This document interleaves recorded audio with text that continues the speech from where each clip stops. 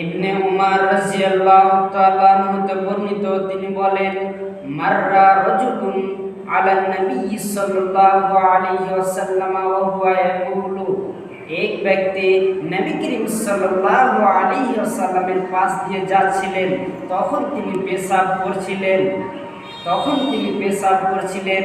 ফাসাল্লামা আলাইহি ফালাম ইয়ারুদ্দা আলাইহি, লোকটি নবী করিম সাল্লাল্লাহু আলাইহি ওয়াসাল্লামকে সালাম করলেন, কিন্তু নবী করিম সাল্লাল্লাহু আলাইহি ওয়াসাল্লাম সেই লোকটির সালামের জবাব দিলেন না।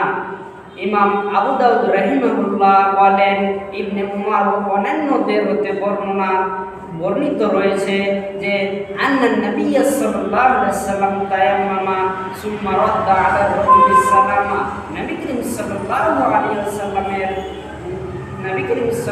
ওয়াসাল্লামের পেশাব করা হলে তিনি প্রথমে তায়াম্মুম করলেন, এরপর সেই লোকটির সালামের উত্তর দিলেন।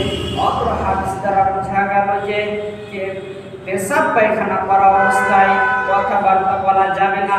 এমনকি কেউ যদি সালাম দেয় তাহলে তার সালামের উত্তরও দেওয়া যাবে না। পেশাব পায়খানা করার পর পেশাব পায়খানা হতে বের হয়ে তার সালামের উত্তর বা জবাব দিতে হবে।